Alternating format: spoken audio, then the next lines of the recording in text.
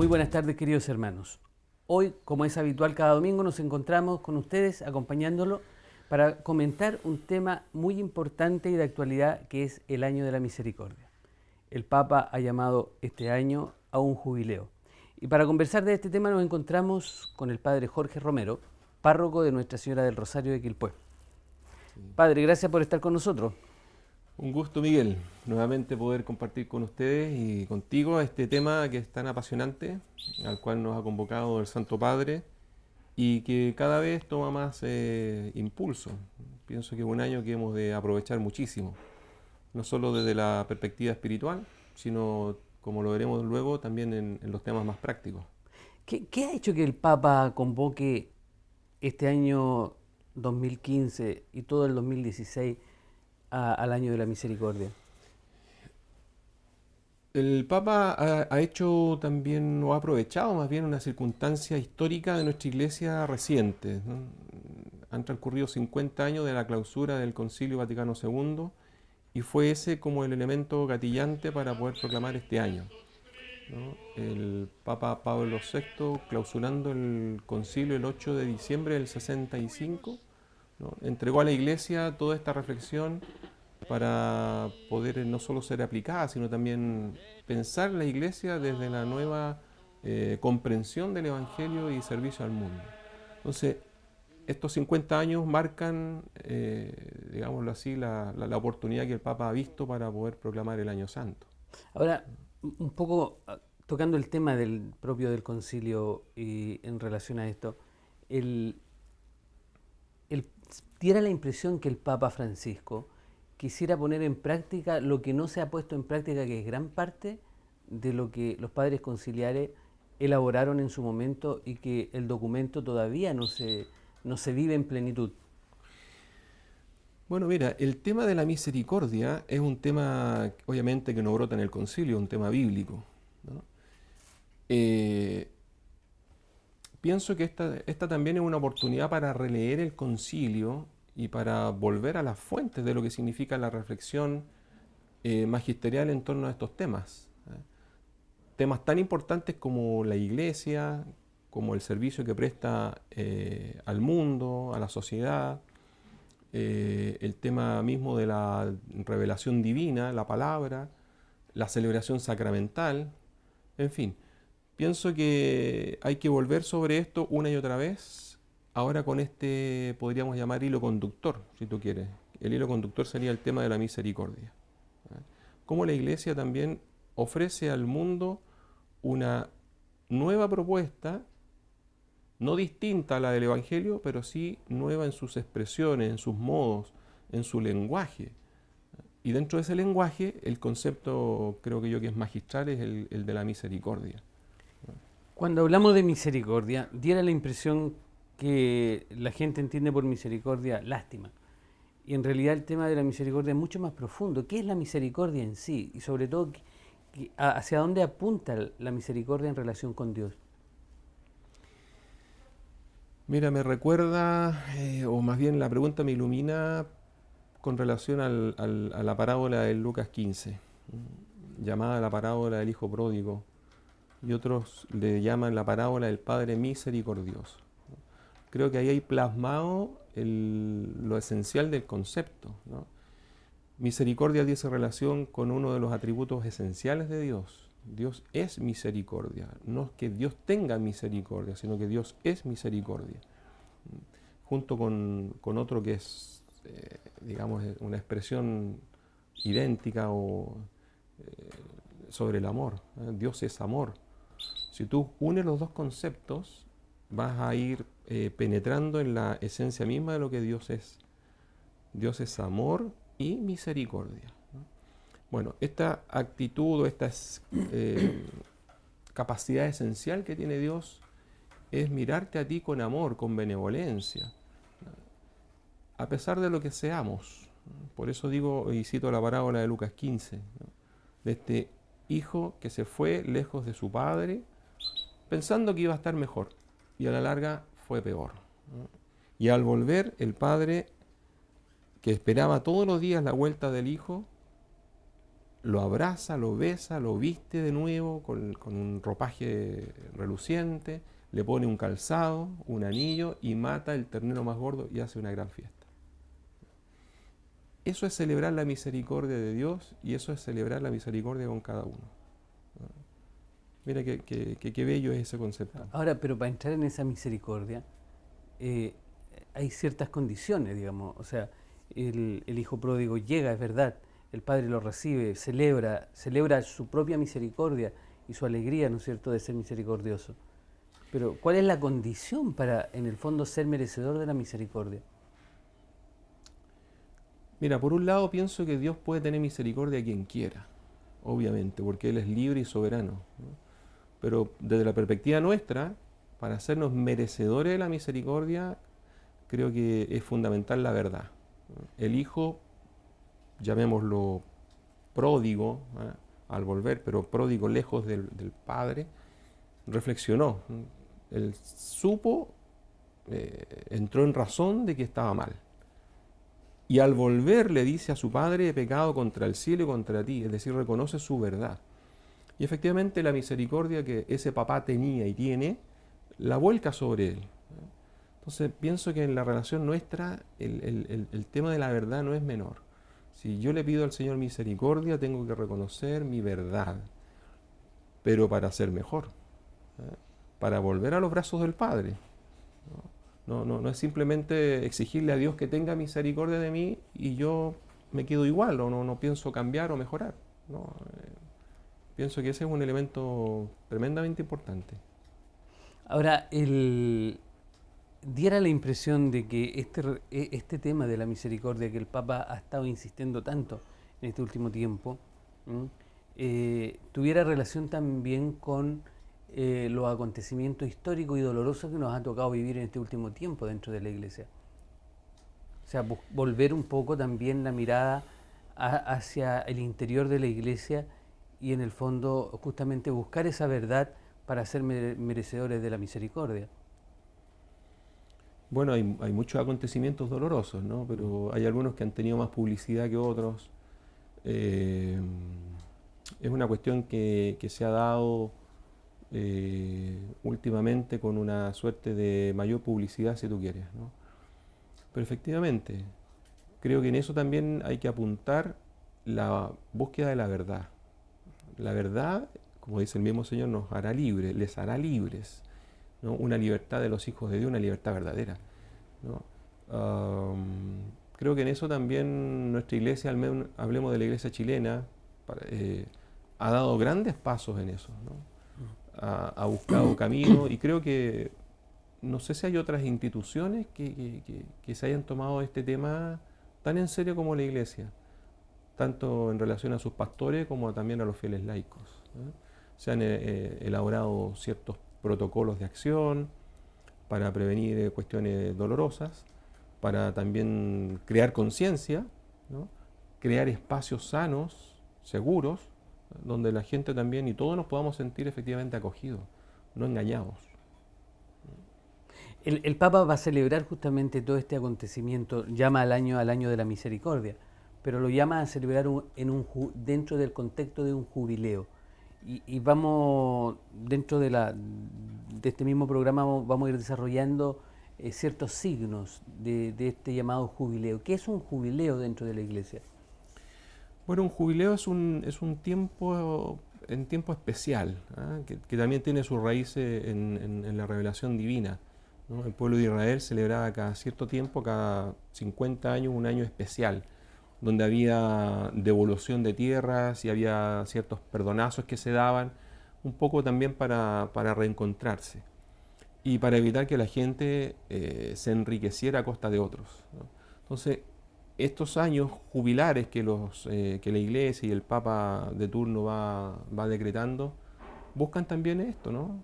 Así hemos celebrado, por ejemplo, el año 2000, el año jubilar de la Eucaristía, ¿no? Que coincidió con el Encuentro Mundial de Jóvenes, el año jubilar por las vocaciones, por la vida consagrada, pero concretamente el año de la misericordia, pretende sensibilizar a la Iglesia y al mundo sobre una cuestión que para nosotros es esencial. Es el servicio que presta la Iglesia al mundo.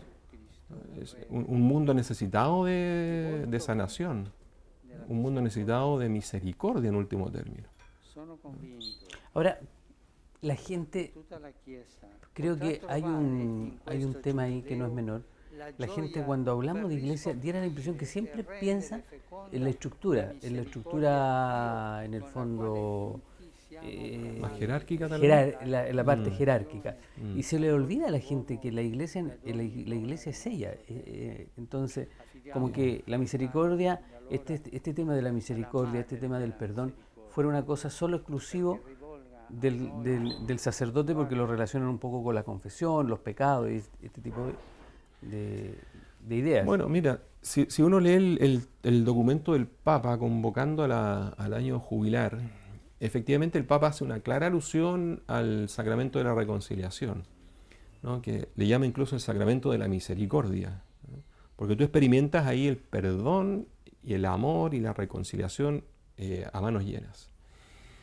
Sin embargo, a pesar de esto, también habla de las obras de misericordia espirituales y corporales, donde todos, sin excepción, podemos graficar, mostrar, o si tú quieres también hacer notar cómo uno vive misericordia. ¿Ya? Las obras de misericordia, por ejemplo, visitar a los enfermos, dar de comer al hambriento, de beber al sediento, visitar al encarcelado, orar por los vivos y los difuntos, en fin. Es decir, indicaciones muy prácticas que la Iglesia Universal, tanto laicos y pastores, pueden vivir. No es una cuestión restrictiva, ¿eh? Obviamente a los sacerdotes nos corresponde el ejercicio ministerial de la reconciliación, ¿no? Y para eso tenemos que ser prontos, ¿no? Presurosos, disponibles y transparentar la misericordia de Dios en ello. Pienso que ese énfasis se le puede dar, por cierto, sobre todo este año. Ahora, esto está lleno de signos. La gente común dirá, bueno, ¿por qué el Papa abre una puerta? Y esto también lo hemos vivido aquí en su parroquia, lo hemos vivido a nivel diocesano, porque el obispo el día 8 de diciembre abrió una puerta santa en Los Vázquez, en el santuario de Los Vázquez. Aquí también se hizo la liturgia y en otras parroquias se ha ido haciendo también, ¿no es cierto?, esto de abrir la puerta santa, y el Papa lo partió haciendo en la República Centroafricana. Esto, ¿cuál es el concepto de la puerta santa? ¿Por qué este nombre? Ok. El concepto de la puerta también es un concepto bíblico. Si uno va, por ejemplo, al capítulo 10 del evangelista Juan, te vas a encontrar ahí con la comparación tan linda que hace Jesús para entregar un mensaje, identificándose él como el buen pastor. Luego, a renglón seguido, habla también de sí mismo como la puerta, ¿no? Hay todo un simbolismo también de decirle al mundo y a su pueblo, vengo a conformar un nuevo pueblo. No podemos leer el texto ahora, pero Jesús habla de entrar y salir por la puerta y dice, yo soy la puerta de las ovejas. Está invitando a su pueblo original a formar y a conformar un nuevo pueblo, pero debe pasar a través de él, ¿no? Entonces él va jugando y conjugando con esta doble figura. El buen pastor, que no es un mercenario, dice él, ¿no? El mercenario es asalariado y no da la vida por las ovejas, en cambio el buen pastor sí. A este nuevo pueblo que él llama a conformar, el pastor va adelante, va encabezando el rebaño, da la vida por la oveja, libremente, no se la quitan, las conoce, a cada una la llama por su nombre, las cuida, las conduce a pastos abundantes. Y para entrar en este nuevo redil, dice Jesús, yo soy la puerta. Entonces, el símbolo de la puerta que nosotros, el Papa y las diócesis en el mundo han abierto y han destinado para esto, tiene esto, ¿no? Pasa el umbral de esta puerta, que es Jesús, y que sea expresión de tu deseo de conversión. Fíjate, una doble connotación. Por un lado, cuando tú pasas una puerta, en el caso de los templos, pasas de un espacio abierto, sin forma, se le puede llamar un espacio profano si tú quieres, a un espacio sagrado, cubierto, protegido, pero que no sea solo el traspasar la puerta como un hecho automático, sino es un deseo interior de cambiar de vida, de pasar a través de Jesús a conformar este nuevo pueblo. Ese es el simbolismo de la puerta, fíjate que en realidad es muy, muy hermoso. Además se ha destacado mucho, por ejemplo, aquí en la parroquia, según las imágenes que vamos a poder ver, se ven el letrero, ¿no es cierto?, tipo pergamino que dice la puerta de la misericordia.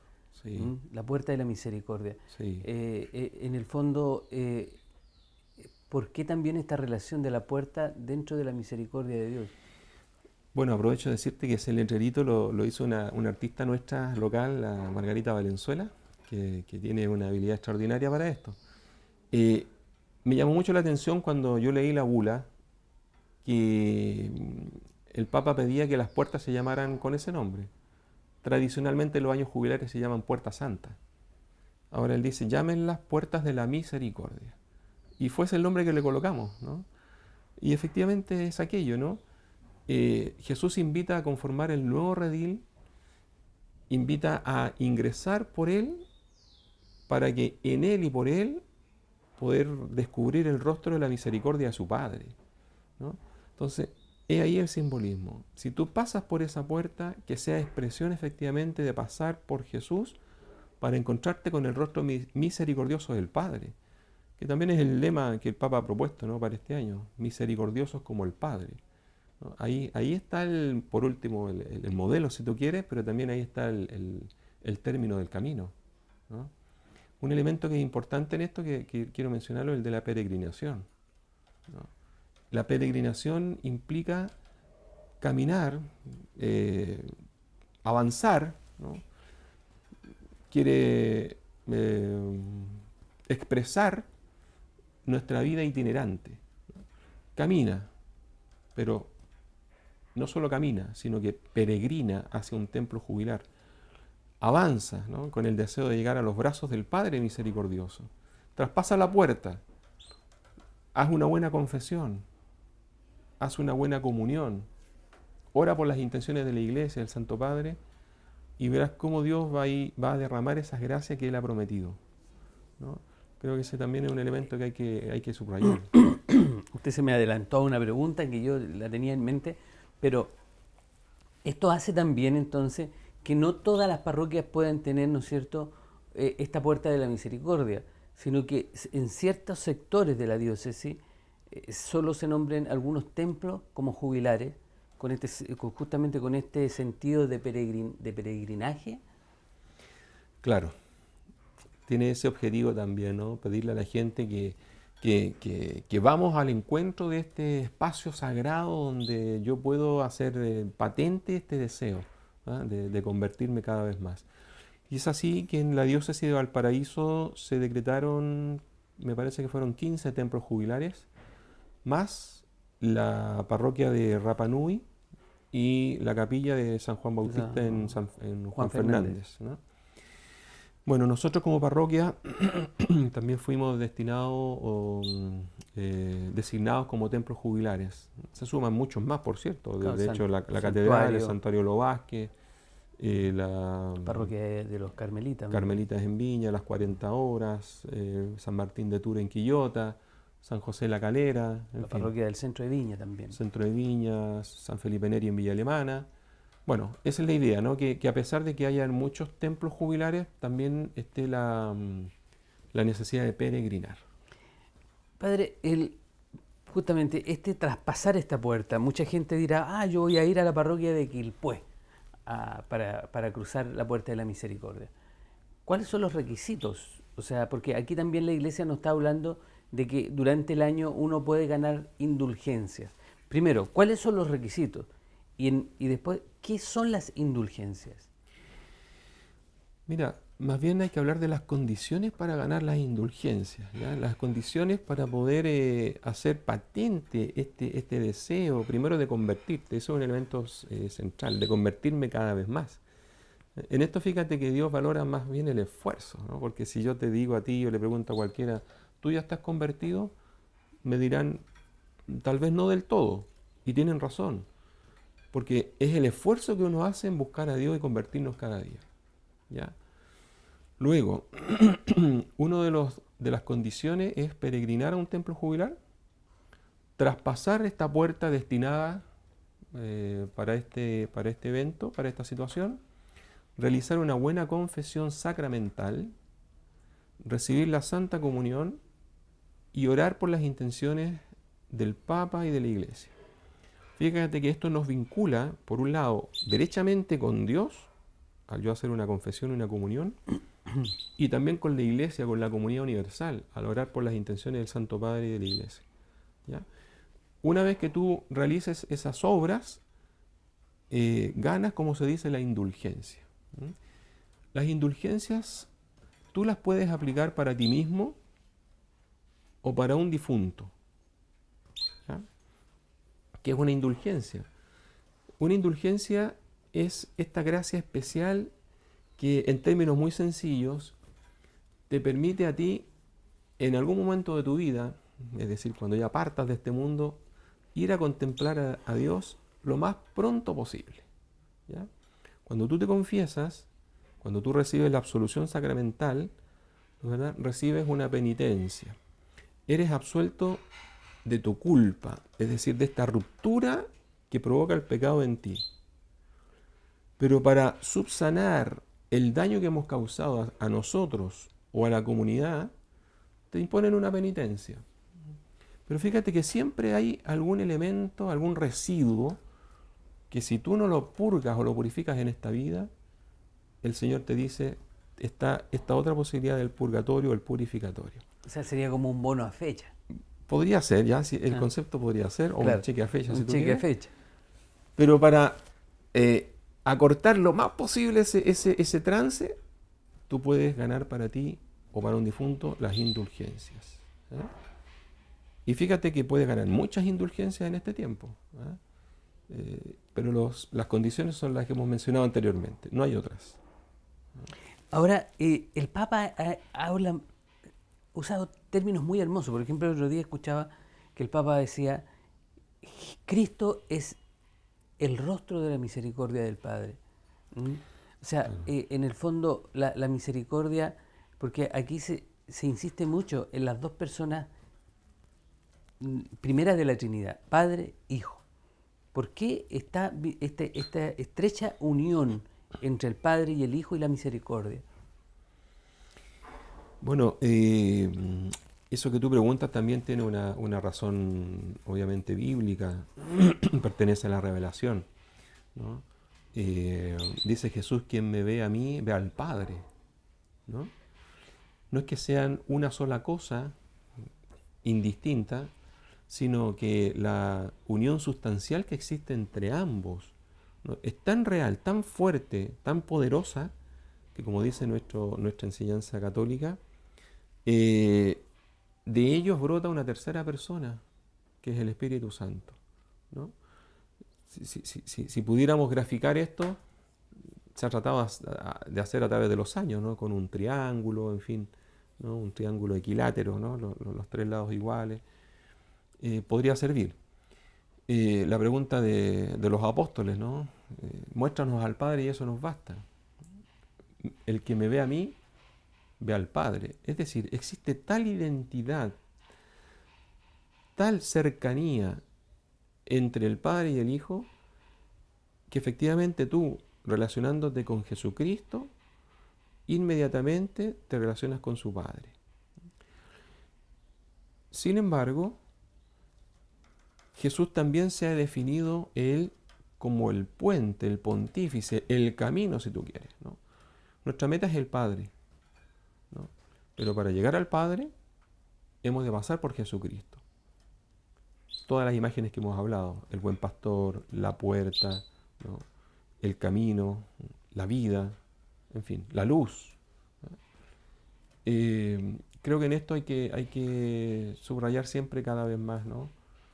El que contempla a Jesucristo, en algún momento va a contemplar a Dios, al Padre, al cual nadie ha visto, ¿no? Nadie ha visto. A Jesucristo lo hemos conocido.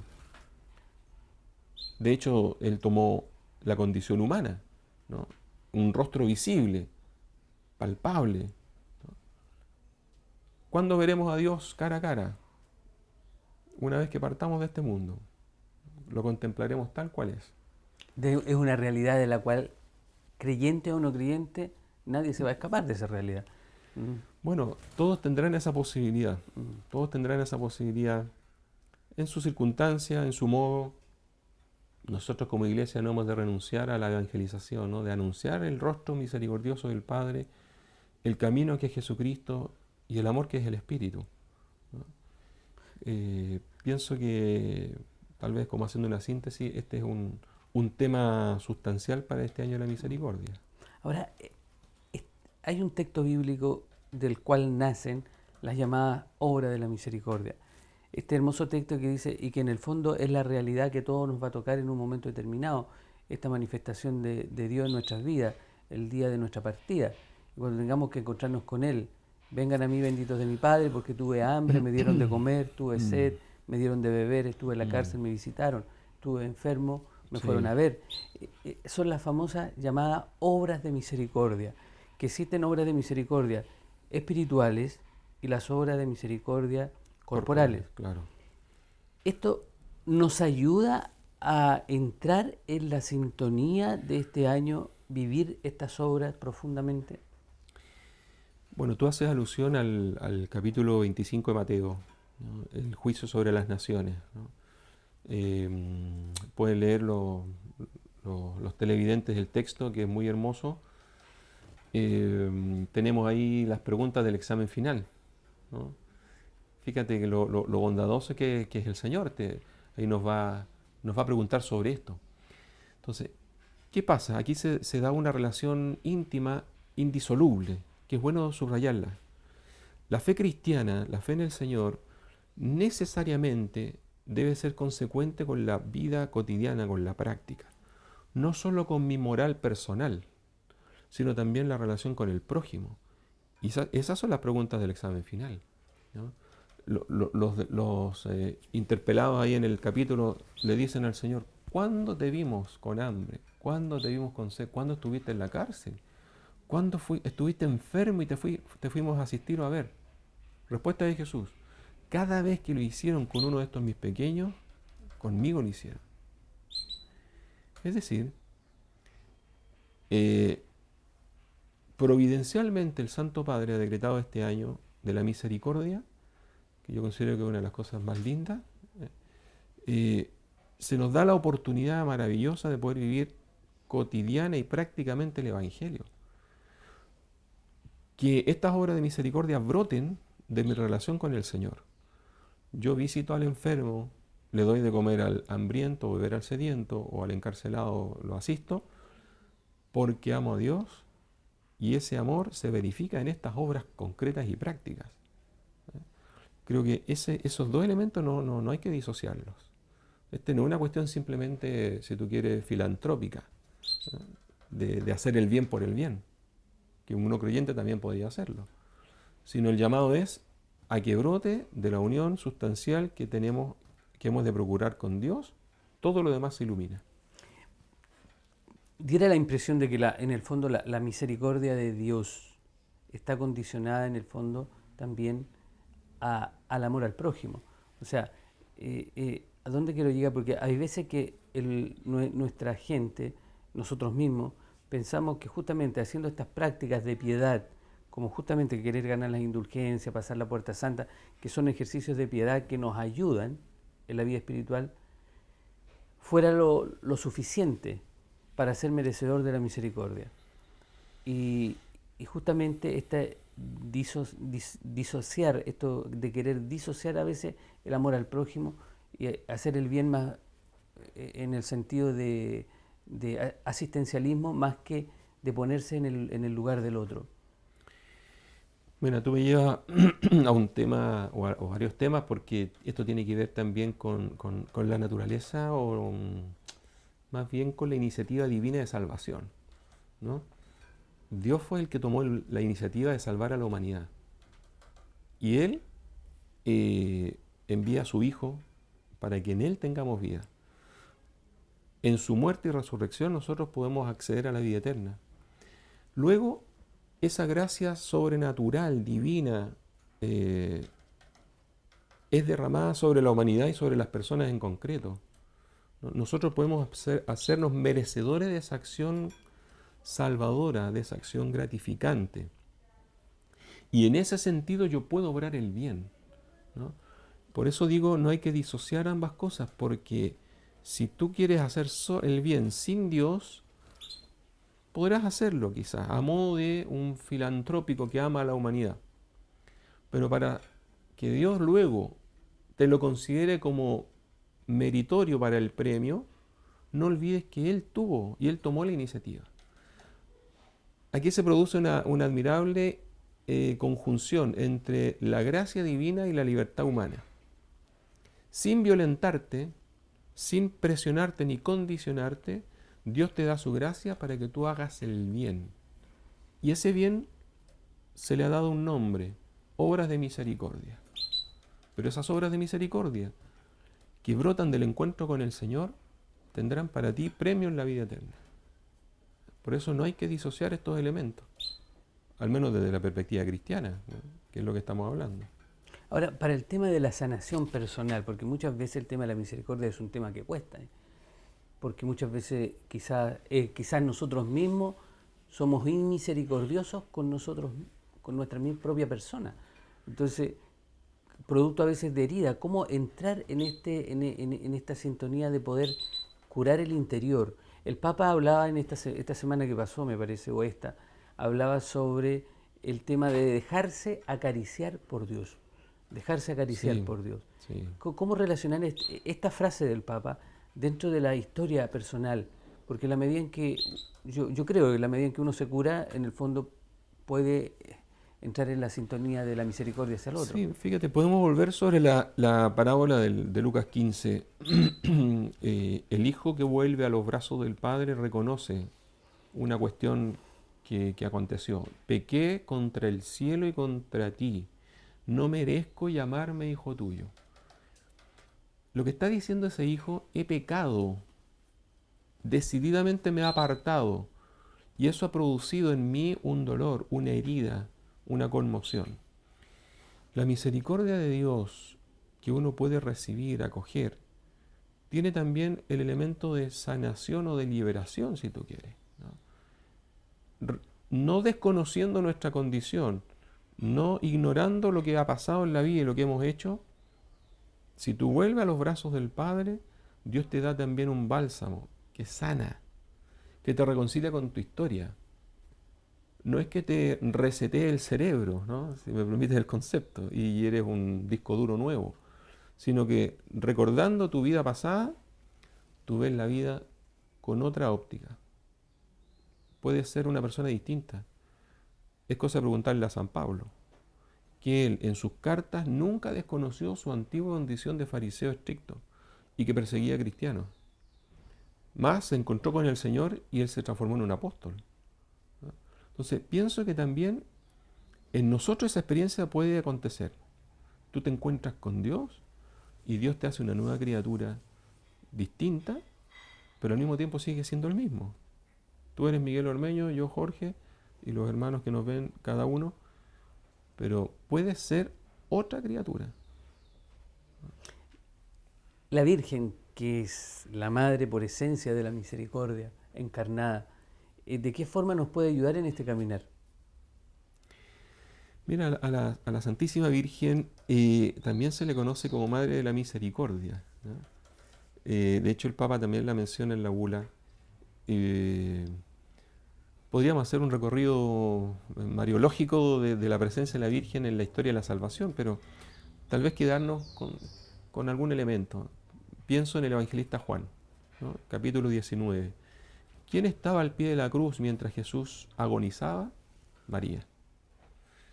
María, estando ahí, según los verbos de los textos bíblicos, no estaba entera, estaba incorporada, estaba dolorida o llorosa, pero estaba, ¿no? Secundando a su Hijo Jesús, derramando Jesús sobre el mundo la misericordia del Padre. Ella, que aceptó el anuncio del ángel para ser la madre del Señor, se transforma también en ese episodio bíblico, histórico, en madre de esta misericordia que el Padre quiere derramar sobre la humanidad. Por lo tanto, cualquier persona que nos escuche y que nos ve, si quiere también recorrer un camino seguro, vaya a la Virgen. Y la Virgen lo va a conducir a su Hijo Jesús, la puerta, el buen pastor y el rostro del Padre. Y va a experimentar también él, como hijo de la Virgen, este rostro misericordioso del Padre. ¿Ah? Eso es camino seguro. Padre, yo quiero agradecerte que hayas estado con nosotros, que hayas compartido también este hermoso momento de la Mucho misericordia. Y desearte un gran año de la misericordia. Gracias, Diácono Miguel, gracias a los hermanos que nos han escuchado. Les deseo también a todos ustedes un año maravilloso, lleno de bendiciones. No olviden que lo que hemos hablado, especialmente la parábola del Padre de la Misericordia, es una cuestión que puede acontecer hoy en la vida de ustedes, en la vida de todos. Abajo el temor, dejen atrás las suspicacias, los prejuicios y entréguense en las manos misericordiosas del Padre, que Él tiene misericordia con todos los que se la piden. Así que muchas gracias. Gracias a usted. Queridos hermanos, agradecerle nuevamente por estar con nosotros como cada domingo, siguiéndonos a través de la pantalla de UCB Televisión. ¿Qué podemos decir después de esta hermosa conversación sobre la misericordia? Solo que va a ser un año de misericordia y de compasión. Compasión es tener la capacidad de salir de nosotros mismos para saber ponernos en el lugar del otro, así como Jesús salió de su condición divina y se puso en nuestra condición humana para poder entendernos, amarnos y tener misericordia de nosotros. Desde esa perspectiva, que tengan ustedes un muy buen domingo en familia y que el Señor los bendiga en este año de la misericordia. Gracias.